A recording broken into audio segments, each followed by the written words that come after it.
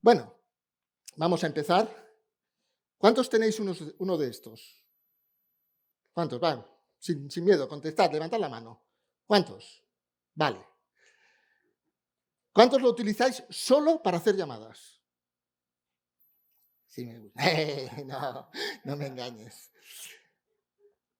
¿Cuántos lo utilizáis solo para hacer llamadas y enviar mensajes? ¿Sí? Vale. Ahora, con total sinceridad, ¿cuántos lo utilizáis para jugar?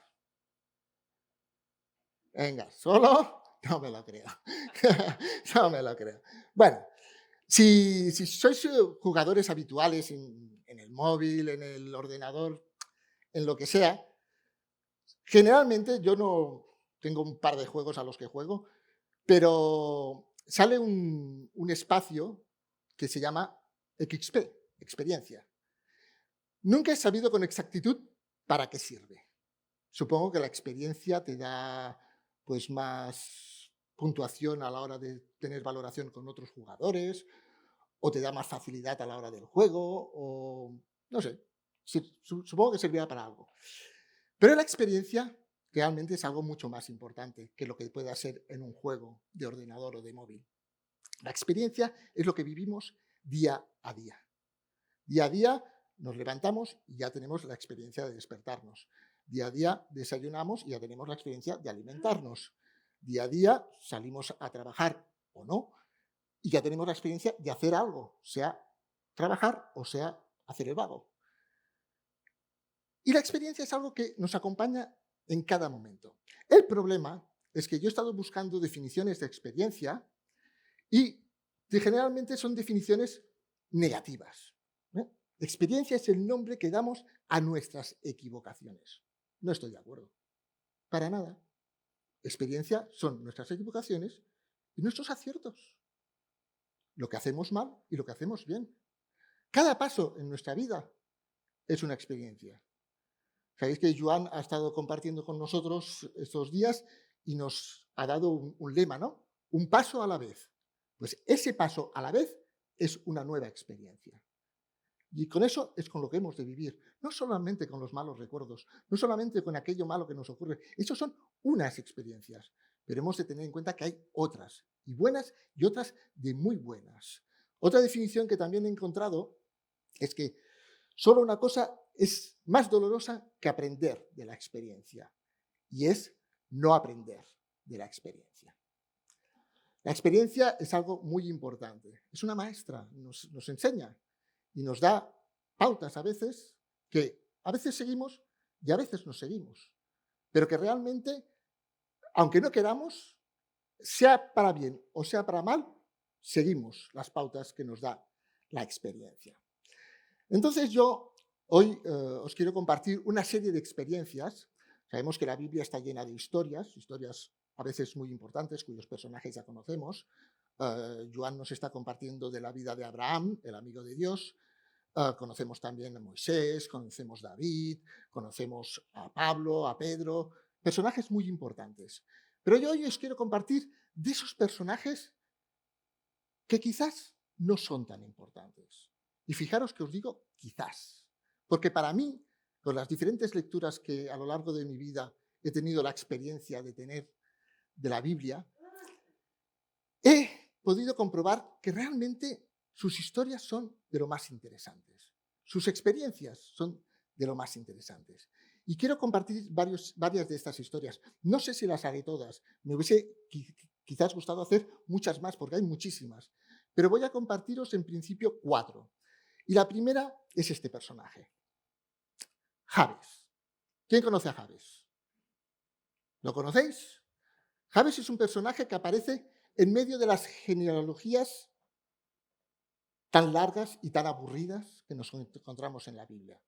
Sí, no os sorprendáis, estoy diciendo que hay trozos en la Biblia que pueden ser aburridos. Si los leemos con atención son hasta interesantes, pero si los leemos por leer son hasta aburridas. Jabes fue más importante que sus hermanos, nos dice en medio de Primero de Crónicas, nos dice esto. Y yo me quiero imaginar la vida de Jabes. De Jabes nos habla muy poquito, nos habla muy poquito. Nos dice el significado de su nombre, que hablaremos de eso un poquito más adelante, y nos dice, según hacer la lectura, porque te están dando la genealogía de la tribu de Judá, y de repente, sin decir si era hijo o no era hijo, aparece Jabes. Generalmente la genealogía dice, y Pepito, hijo de Juan, y Juan Pepito, hijo de Antonio, y tal, así. No, están diciendo, este hijo tal, y de repente, y Jabes aparece ahí. Fue más importante que sus hermanos. Entienden los eruditos, los estudiosos, que Jabes no era originario de Israel. Jabes, podríamos decir que fue un judío converso. Era de fuera y él aceptó la fe en Dios y fue añadido a la tribu de Judá. Eso es lo que entienden los que estudian a fondo la Biblia. Y la primera experiencia, una de las primeras experiencias que tuvo Jabes, es curiosa. Su nombre. ¿Cuántos habéis tenido problemas por vuestro nombre? Ezequiel. Bonito nombre. A mí el mío no me gusta, por eso me lo he cambiado. Todos me conocéis por Nacho, pero mi nombre oficial es Ignacio. Nunca he tenido problemas, pero personalmente no me gusta. Entonces yo llegué, a ver, no me lo cambié yo, ¿eh? Yo llegué a la iglesia, y a la iglesia en donde conocí al Señor, los hermanos me comenzaron a llamar Nacho. Dice, mire, tengo el privilegio como Pablo, que se llamaba Saulo, y le pusieron de nombre Pablo. Mira, yo me llamaba Ignacio y ahora me llamo Nacho. Muy bien. ¿Sabéis lo que significa Jabes? ¿Lo estás leyendo? Cuando su madre le puso ese nombre, dijo, con aflicción lo he dado a luz. Jabes es dolor. A veces lo traducen como tragedia. Cualquier sinónimo que podáis imaginar. ¿Os imagináis lo que es ir con este nombre por la calle? Sabemos que los niños, por naturaleza, son crueles. El bullying, esta semana se ha celebrado el Día del Bullying, es su arma preferida, sobre todo los niños que tienen problemas. Y seguro que Jabes tuvo mucho bullying. Mira, ahí va el doloroso, ahí va el trágico. No te acerques a él, que te va a doler algo. Pobrecito, ya me lo imagino. Esa fue quizás una de sus experiencias. Vais a ver que la mayoría de lo que os voy a compartir hoy me lo voy a inventar, ¿eh? No está en la Biblia. Pero voy a hacer como hacen algunos escritores famosos, que hacen novelas de la historia, es decir, cogen un trozo de historia y la aumentan, imaginándose cómo podía ser la vida de los que pasaron esa historia. Yo voy a hacer lo mismo hoy. Voy a hacerme escritor de fama, voy a compartiros un bestseller y voy a hablaros de las diferentes historias que pudieron pasar con estos personajes. Pues imaginaros a Jabes así, toda su vida arrastrando este nombre, este dolor. Pero Jabes siguió adelante y como creyente, un día se le ocurrió dar una oración a Dios. Y le rogó al Dios de Israel diciendo, bendíceme y ensancha mi territorio, ayúdame y líbrame del mal para que no padezca aflicción. ¿Os dais cuenta? ¿Cuál era su nombre? Aflicción. ¿Qué no quería padecer? Aflicción. Él sentía eso. Él necesitaba dejar de sentir aflicción, tragedia, dolor, tristeza en su corazón. Pide muchas más cosas. Bendíceme, ensancha mi territorio, ayúdame y líbrame del mal. ¿Pero todo para qué? Para que no padezca aflicción. Su vida, sus experiencias habían sido de mucha aflicción, de mucho dolor, de mucha tristeza. Pero ¿qué es lo curioso? Que en medio de esa tragedia, en medio de esas experiencias, en medio de todo ese dolor que hizo Dios, le concedió su petición. Tuvo un encuentro con el Señor. Una simple oración, que no fue tan simple. Una simple, unas simples palabras que compartió con Dios. Y Dios lo oyó, Dios lo escuchó y le concedió su petición. A veces nuestras experiencias pueden ser así. A veces podemos tener una vida llena de problemas, de aflicción, de dolor, quizás solamente por el nombre que nuestros padres nos pusieron, por las circunstancias.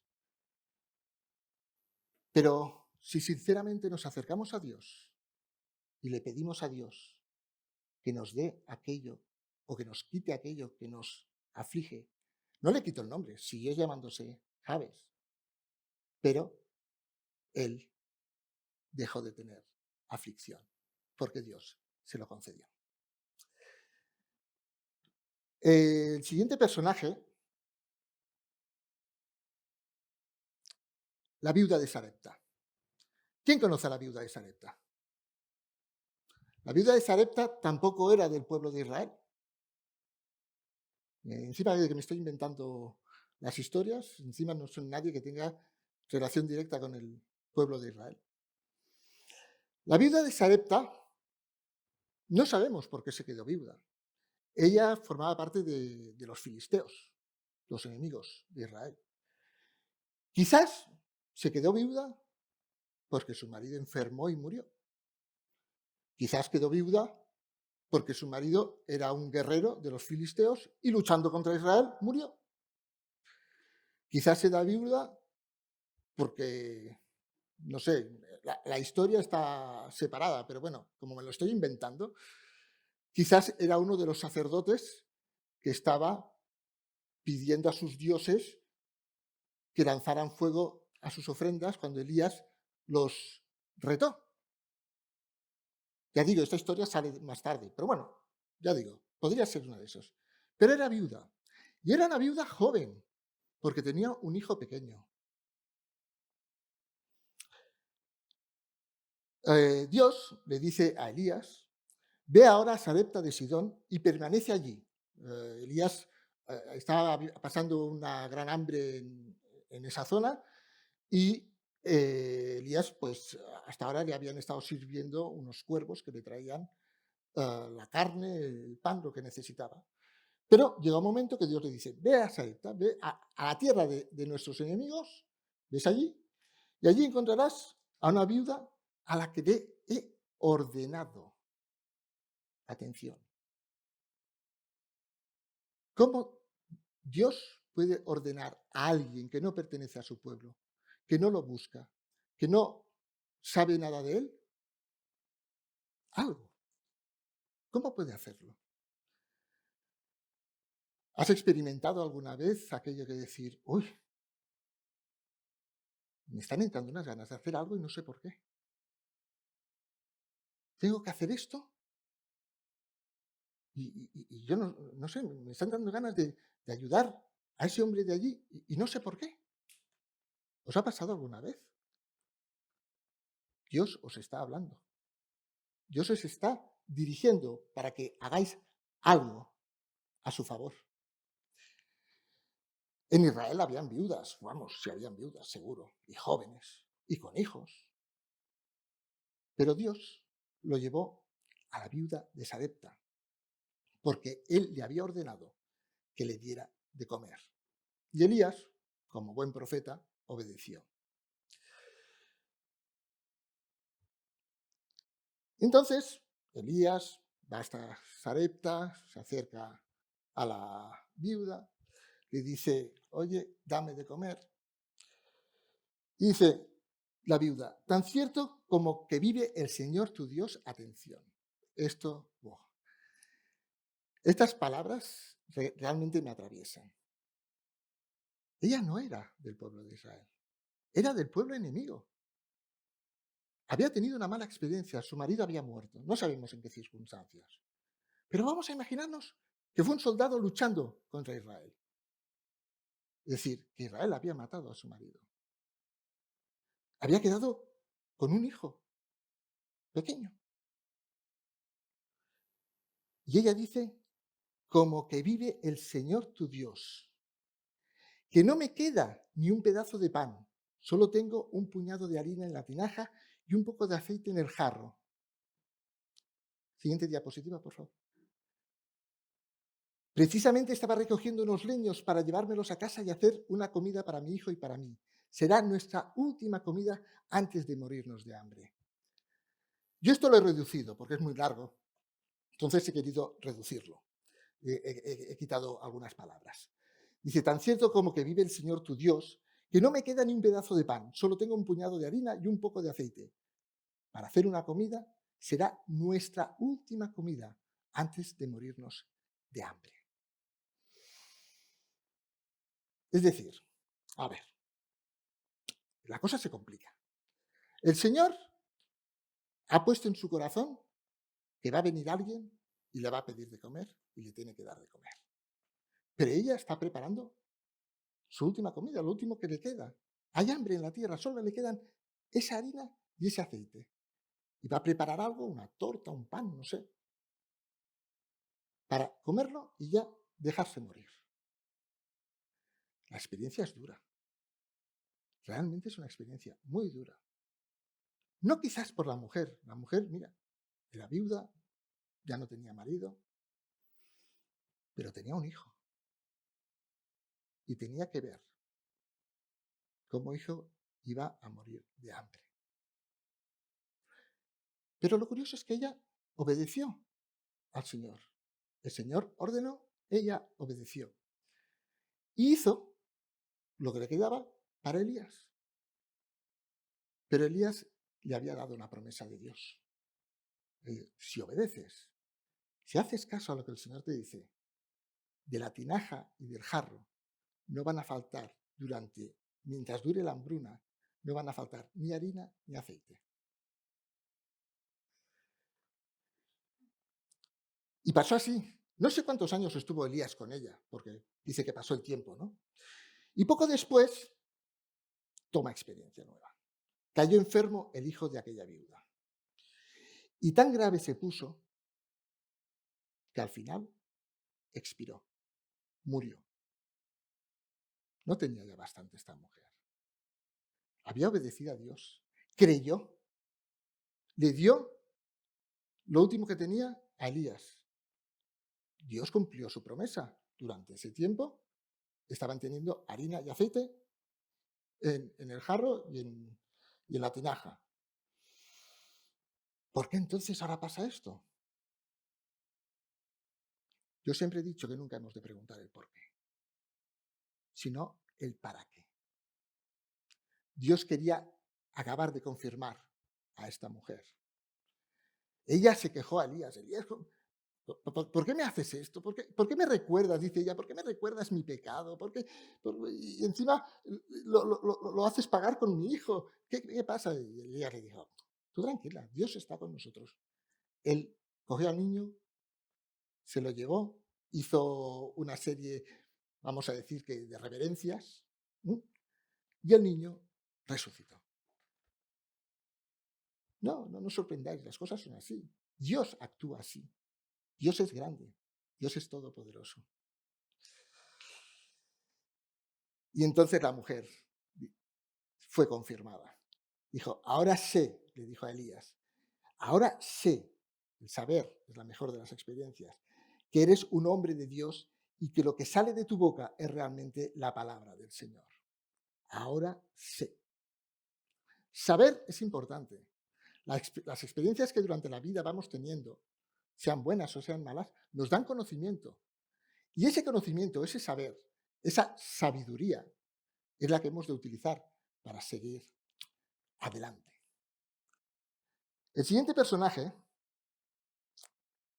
¿cuántos conocéis a la mujer con flujo de sangre?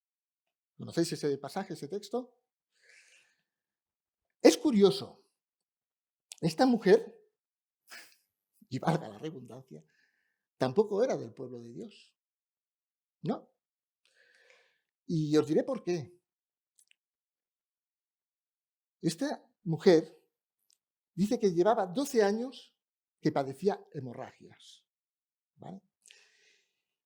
Y que había sufrido mucho a manos de varios médicos. Es decir, esta mujer había estado viajando por el mundo buscando un médico que la sanara. No era del pueblo de Israel. Venía de fuera y acabó allí porque era el último médico que había ido a visitar. Y encima esta mujer tenía una muy buena experiencia antes del flujo de sangre, antes de las hemorragias. Era rica, era muy rica. Pues tenía dinero para médicos. Los médicos ahora no son baratos, pero entonces eran más caros, a proporción. Los médicos eran exagerados y total. Lo que tenía, se había gastado todo lo que tenía sin que le hubiera servido de nada. Pues en vez de mejorar, iba de mal en peor. Toma ya. Perdió todo su dinero, su salud iba peor. Se había movido por todo el mundo conocido en esos momentos. La verdad que las experiencias que os estoy compartiendo hasta ahora no son muy buenas, ¿no? Encima, ahora se va a encontrar con otra experiencia. Bueno, esa me la he saltado, deja ahí el versículo.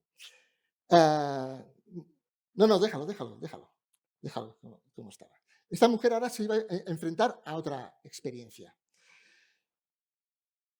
Estaba Jesús pasando por ahí. Ha pasado ya mucho tiempo de la experiencia de la viuda de Sarepta, estamos ya en el Nuevo Testamento, y estaba Jesús pasando por allí y había, a ver, ¿cuántos viajáis en metro o autobús? Cuando está a tope, ¿cómo es esa experiencia? No, olvidémonos del COVID. Sin COVID, cuando está a tope, así, que frena el metro y no te caes. No te caes, es imposible. Pues Jesús estaba pasando por allí y la gente estaba así con Jesús. Estaban todos apretujados. Yo supongo que era una calle estrecha, estaban todos así. Y Jesús se dirigía hacia un lugar, vamos a dejarlo aparte a lo que iba a hacer, porque es otra historia. Y ella estaba por allí. Y ella dijo con desesperación, porque es que ya no tenía nada, no tenía dinero, la salud le menguaba cada vez más. Es que la pobre ya no tenía nada, sus experiencias eran horribles.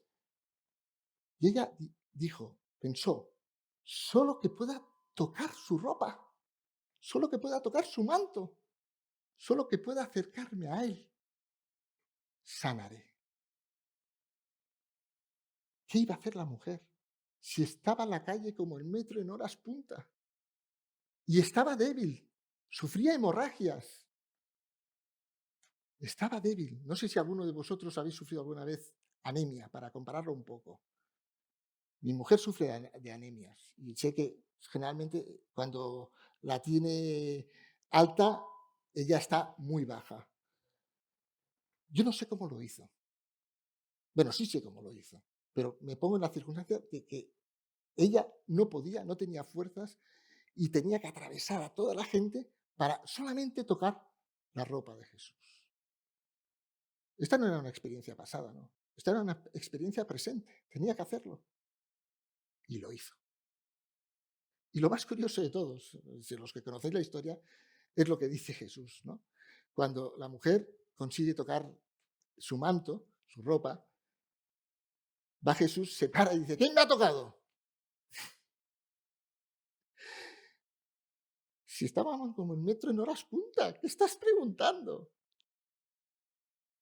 A veces el Señor dice cosas que parecen absurdas, pero Él sabe lo que había pasado. Él sabía lo que había pasado. ¿Quién me ha tocado? Insistió, ¿quién me ha tocado? Y al final la mujer tuvo que reconocer y decirle, he sido yo. He sido yo. Y el Señor le contesta estas palabras que son maravillosas.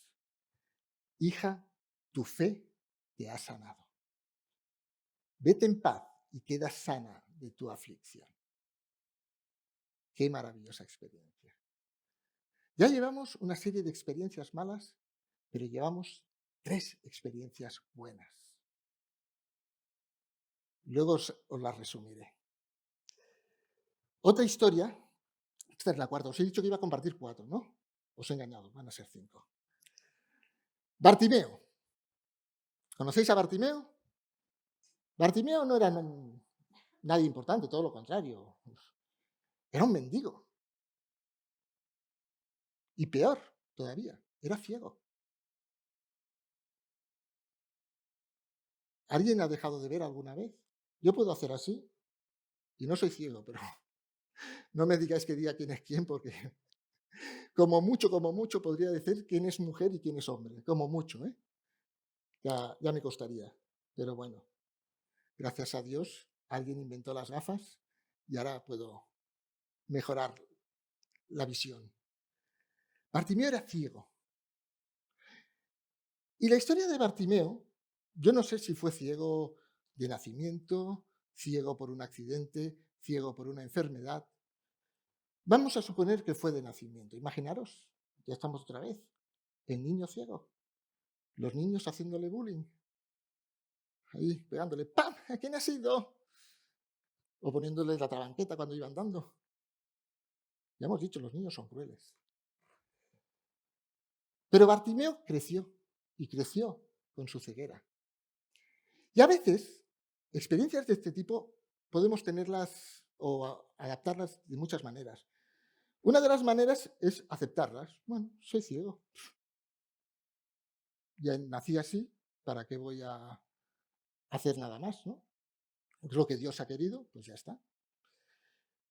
Pero Bartimeo no se conformó. Y Bartimeo escuchó que Jesús pasaba por ahí. Y ya no iba en metro, no eran horas puntas. Estaba en un camino, iba con gente, pero iba bastante ancho. Y él oyó que pasaba Jesús. Y entonces, y es que encima de ciego es que era un pesado. Entonces se puso a gritar: ¡Hijo de David, ten misericordia de mí! E insistía: ¡Hijo de David, ten misericordia de mí! Y los que estaban a su alrededor decían: pero cállate, cállate, déjalo en paz. ¿Tú quién eres? Cállate, si llevas ciego toda la vida. ¿Qué te importa? ¿Qué quieres? Pero él insistía: ¡Hijo de David, ten misericordia de mí! Pesado el tío, se repetía.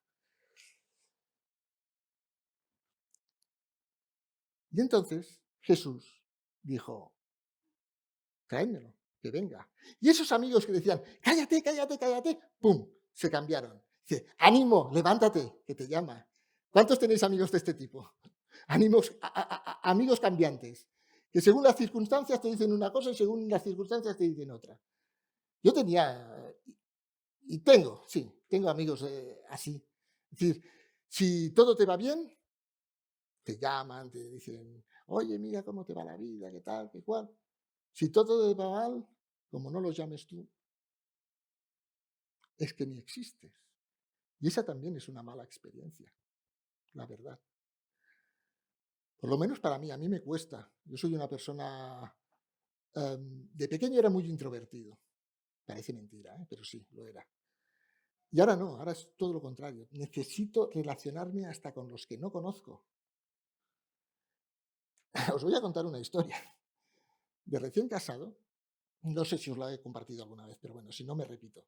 De recién casado, mi mujer se quedaba en casa haciendo la faena y yo me iba a hacer la compra, los sábados generalmente. Y un día mi mujer ya tenía la faena hecha y me acompañó a la compra. Y llegamos al mercado, pum, pum, compramos esto, compramos lo otro, y llegamos a la pollería. Llegamos a la pollería: hola, mira qué tal, mira mi mujer y tal. ¡Oh, tu marido, qué simpático, qué bueno, que siempre contando chistes, qué tal, qué cual! ¿Por qué dijeron nada? Madre mía. Lo que me pasó luego en casa no os lo voy a compartir. Pero esos amigos existen y Bartimeo los tenía. No sé ni si eran amigos, quizás eran conocidos. Y él se levantó, se acercó, ¿y qué hizo Jesús? Le dio la vista. Ya he dicho que yo no sé si Bartimeo era o no era ciego de nacimiento, pero vamos a pensar que sí que lo era. Nunca había visto. Y de repente recobra la vista. Y lo primero que ve, a Jesús. Y a mucha gente. y la ciudad que estaba al fondo, porque eso era a la salida de Jericó. Dijo, ostras, por todo esto me he estado moviendo yo y hasta hoy no lo he visto. Qué bonita experiencia. Toda una vida de experiencia mala, amarga, quizás no, quizás él ya se había acostumbrado y lo tenía como buena. Y de golpe, no sé cuántos años habían pasado, no sabemos tampoco la edad de Bartimeo. Pero este sí era del pueblo de Israel. Este sí. Y él reconoció a Jesús como el hijo de David, como el Mesías que tenía que venir. Y le pidió que le diera la vista. Y Jesús se la dio. Son historias realmente que a mí me conmueven mucho. Me gustan. Y lo que he hecho yo con vosotros es lo que yo hago cuando leo la Biblia, ¿no? Intento inventarme cómo fue la vida de estos personajes, para llamarlos de alguna manera, secundarios en la Biblia.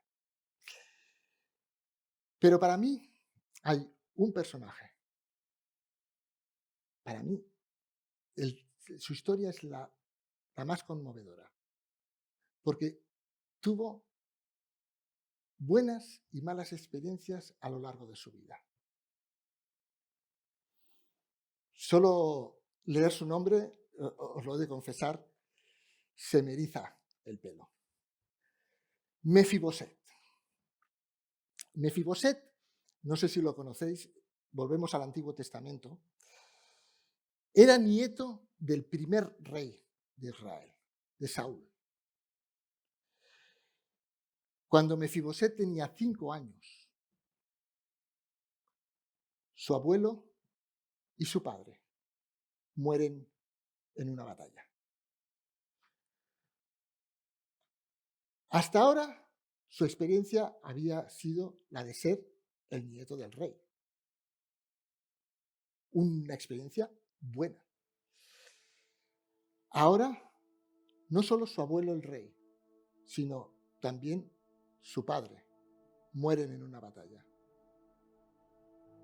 Y resulta, los que conocéis la historia, yo os la adelanto un poco, siempre podéis ir a la Biblia y buscarla, que Saúl ya no estaba bendecido por Dios, sino que estaba puesto un nuevo rey que lo tenía que sustituir cuando él muriera, que es David. Ese personaje lo conocemos todos, el rey David. Y la niñera de Mefiboset, cuando se entera de que el rey Saúl, el abuelo del niño, y su padre han muerto, dice, bueno, ahora vendrá David, el nuevo rey, y se cargará toda la familia, a todos los descendientes del rey de antes. Se ve que era lo normal. A ver, era el primer rey de Israel, no tenía por qué pasar, pero se ve que en los pueblos vecinos los reyes hacían eso. Cuando venía otro rey que no era de la familia, al resto se lo cargaban. Y ella, con miedo, cogió al niño y huyó. Y en la huida se le cayó el niño y quedó cojo. Peor que cojo, quedó tullido. No sé si sabéis la diferencia. Cojo es que tienes las dos piernas y vas cojeando. Tullido es que tus piernas han quedado deformadas. Yo entiendo que al caérsele el niño se le deberían romper los huesos, y como en esa época y estaban huyendo, no habían, pues le quedaron las piernas deformadas. Quedó tullido. Seguimos. Y siguen las malas experiencias de este muchacho. Cuando crece, cuando David ya lleva un tiempo de rey, él le pregunta a uno de los que habían sido sirvientes del padre de Mefiboset, ¿queda alguien de la casa de Saúl? ¿Y por qué quería saber esto David? ¿Es que acaso se lo quería cargar? ¿Lo quería matar? No, todo lo contrario. Quería restituirlo. Pero eso seguiremos más adelante. Y le pregunta, no, tira para atrás, perdona. Y le pregunta, ¿y dónde está? Y es curioso. Dice, en lo de bar. No, no con los del bar, no, en lo de bar. ¿Cuántos sois seguidores del Señor de los Anillos? No es lo de bar, un lugar del Señor de los Anillos. No, lo de bar, Israel, Palestina. Y es curioso. Había pasado de ser el nieto del rey a ser un pobre tullido y a vivir en lo de bar. ¿Y qué significa lo de bar? ¿O qué era lo de bar? Territorialmente hablando, lo de bar es una tierra bíblica en Galaad, muy cercana al mar de Galilea. 13 kilómetros, cuando dice muy cercana, 13 kilómetros. Más o menos como donde yo vivo, Moncada, al mar. ¿Y qué dice de lo de bar? Este era un lugar sin condiciones para vivir. Pero qué experiencias. Pobre Mefiboset, de ser el nieto del rey, a quedarse tullido, cojo, deformado, a vivir en un lugar sin condiciones para vivir dignamente o humanamente. Seguimos. Nuestra experiencia se compone más de ilusiones perdidas que de sabiduría adquirida. Otra definición que encuentro incorrecta. La experiencia realmente se compone de cosas que hemos vivido. Ilusiones perdidas o ilusiones adquiridas. O cosas adquiridas sin ilusión también. Pero vamos, un paso a la vez, adquiriendo sabiduría. La experiencia es un maestro feroz, pero está claro que te hace aprender. Sí puede ser feroz la experiencia. Un león es feroz, un lobo es feroz, un tigre es feroz, hasta un elefante es feroz. Pero todos se pueden domar. Y llegará el día que las experiencias que podamos tomar como malas no serán o no las veremos como tan malas. ¿Y cuál es la mejor de todas las experiencias? Lo hemos estado viendo. Jabes, la viuda de Sarepta, la mujer con hemorragias, Bartimeo, Mefiboset.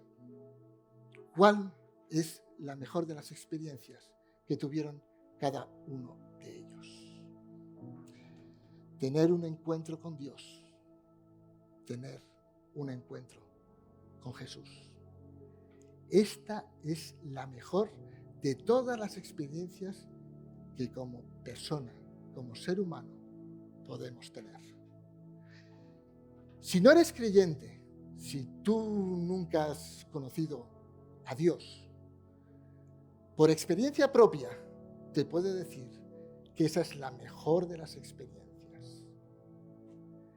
Si eres creyente, ya lo sabes, pero quizás te ha pasado como a la iglesia de Éfeso en Apocalipsis, que tenía muchas cosas buenas, tenía un montón de experiencias buenas, pero el Señor le dice, sin embargo, tengo contra ti que has abandonado tu primer amor. Como creyentes, como conocedores, sabemos lo que es el primer amor con el Señor, ese primer encuentro, esa primera experiencia con Él. Yo me acuerdo, siempre hago la broma cuando paso por el lugar donde acepté a Dios por primera vez, porque he ido aceptándolo, renovando cada día esa aceptación. Siempre hago la broma de que para mí, Òrrius, yendo hacia Mataró, es Tierra Santa. Yo allí tuve la maravillosa experiencia de conocer a Dios. Los que ya lo conocéis sabéis lo que es eso. Y sabéis que podéis seguir teniendo ese primer amor. Los que no, yo os invito hoy a tener esa experiencia. Acercaros a Dios. Da igual vuestras experiencias futuras. hay pasadas. Y da igual qué queréis para el futuro. Dios ya lo tiene todo previsto. Y quiere lo mejor para cada uno de vosotros. La experiencia de conocerlo. La experiencia de vivir con Él. La experiencia de entregar vuestra vida a Él. No tengo nada más que deciros. Iros a vuestras casas, meditad. ¿Qué habéis vivido hasta el momento? ¿Cuáles han sido vuestras experiencias? ¿Y qué queréis para vuestro futuro? Yo os propongo ahora, en el presente, que vuestra experiencia sea conocer a Dios, vivir con Dios. Que Dios os bendiga.